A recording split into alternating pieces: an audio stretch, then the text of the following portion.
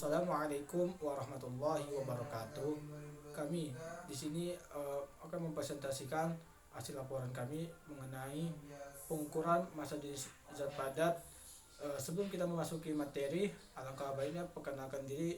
Nama saya Ahmad Fato Al-Haq dengan NIM 4232201058. Kenalkan, nama saya Brian Fernandes Sagian. Nama saya Said Agil Fuad dengan NIM 4232201059. Perkenalkan, nama saya Crispianus Dore Penana, NIM 4232201060. Di sini saya akan membacakan tujuan dari praktikum ini. Tujuan 1. Mempelajari penggunaan alat-alat ukur dasar. 2. Mengukur massa jenis zat padat dengan objek yang berbeda. 3. Menghitung besaran lain berdasarkan besaran yang terukur langsung. Alat dan bahan yang digunakan. 1. Jangka sorong. 2. Mikrometer skrup. 3. Neraca Ohlhaus. 4. Termometer. 5. Balok yang diukur 2 buah. 6. Bejana gelas. 7.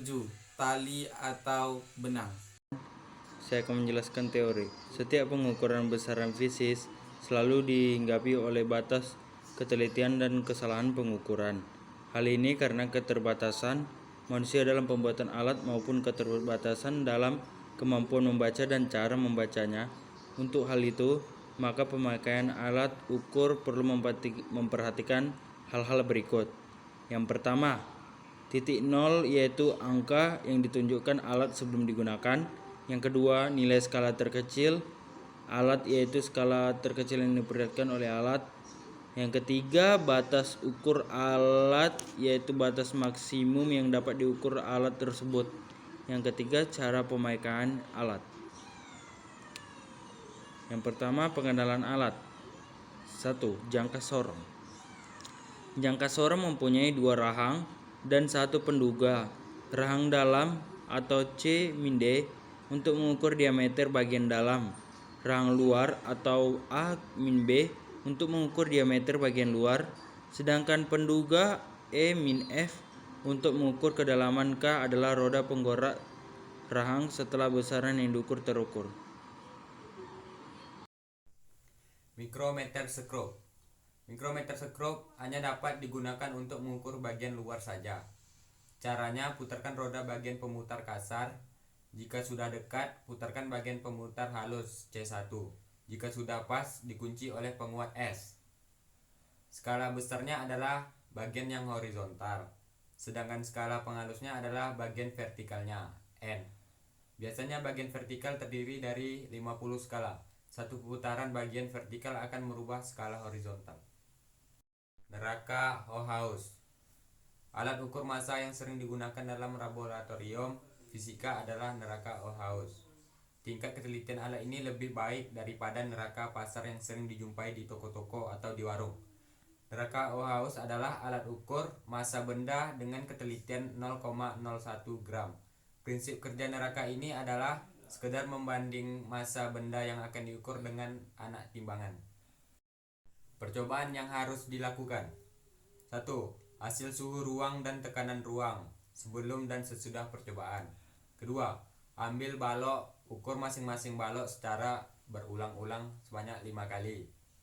Panjang dan lebarnya dengan menggunakan jangka sorong, sedangkan tebalnya dengan menggunakan mikrometer skrup dan catat pada tabel pengamatan.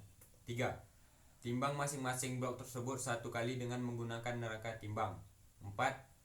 Timbang masing-masing balok dengan cara digantung, lalu catat hasilnya. Kelima, timbang masing-masing balok dengan cara digantung, tetapi terendam di air, catat hasilnya.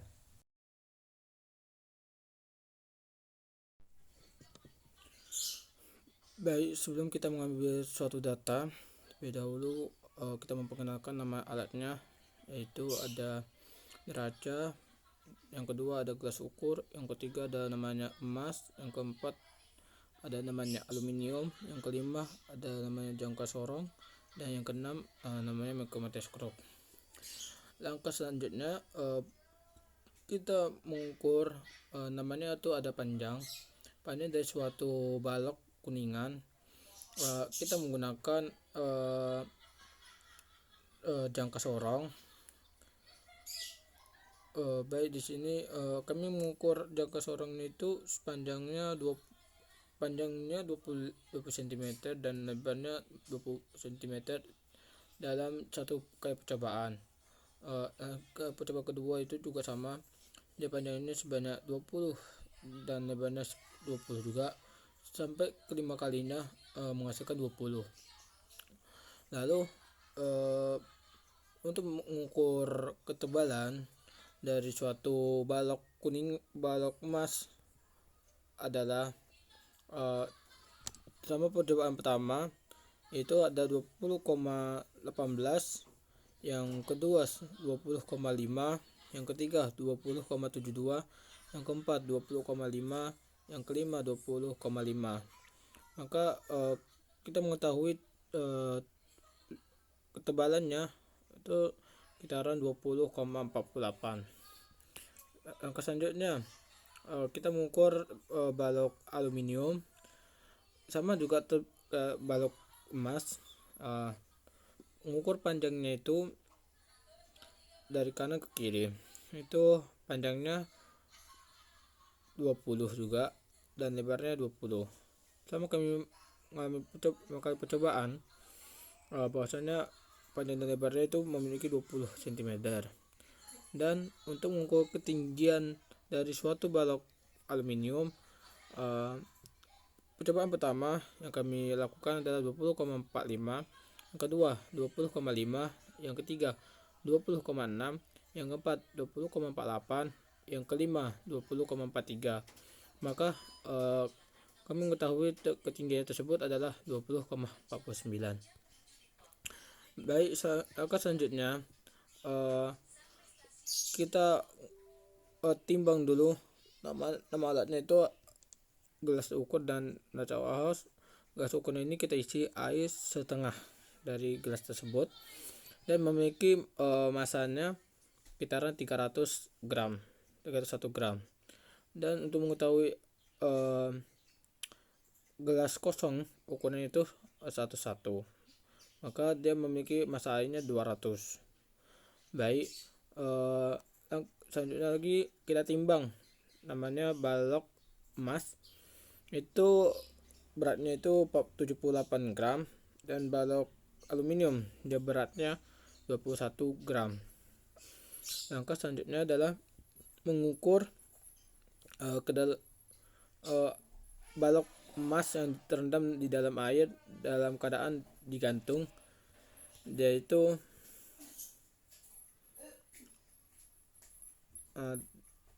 kita ukur adalah sekitaran volumenya itu adalah 8. Yang kedua juga sama, aluminium pun juga terendam di air itu 8 volt, volumenya itu 8. Untuk mengetahui suhu ruangan, kita memakai namanya alatnya itu termometer. Dia memiliki suhunya 26 derajat Celcius. Selanjutnya kita masuk di bagian analisa mengenai pengukuran massa jenis zat padat. Pengukuran massa jenis zat padat adalah proses untuk menentukan massa jenis suatu zat dalam bentuk padat. Massa jenis atau namanya intensity adalah rasio massa suatu benda terhadap volume yang dimilikinya. Massa jenis zat padat dapat digunakan untuk mengidentifikasi bahan atau mengukur komposisi suatu sampel.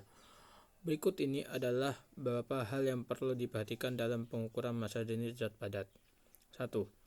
Alat pengukuran. Gunakan alat yang tepat untuk mengukur massa dan volume zat padat. Biasanya digunakan timbangan analitik untuk mengukur massa dan alat ukur seperti mikrometerskop atau vernier caliper untuk mengukur dimensi objek. Yang kedua, persiapan sampel. Pastikan sampel yang akan digunakan dalam keadaan bersih dan kering. Kontaminan atau kelembapan dapat mempengaruhi hasil pengukuran. Sampelnya itu berupa namanya gelas ukur. Itu harus dibersihkan dalam keadaan kering dan bersih. Yang ketiga itu ada pengukuran massa. Timbanglah massa sampel dengan menggunakan timbangan analitik yang sensitif.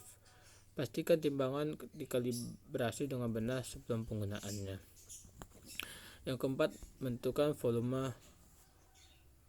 Untuk objek dengan bentuk geometris tertentu, volume dapat dihitung menggunakan rumus geometrik yang sesuai.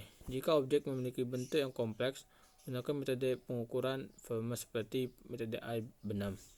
Yang kita mengukur volume ini dalam bentuk kubus. Di rumusnya kan ada namanya sisi kali sisi kali sisi. Baik, selanjutnya masuk di bagian penghitungan massa jenis. Dalam mendapat nilai massa dan volume, hitung massa jenis dengan membagi massa dengan volume. Massa jenis dihitung dengan rumus sebagai berikut. Massa jenis sama dengan massa dibagi volume. Yang keenam, pengulangan pengukuran. Lakukan pengukuran secara berulang untuk mendapatkan hasil yang akurat dan meminimalkan kesalahan pengukuran.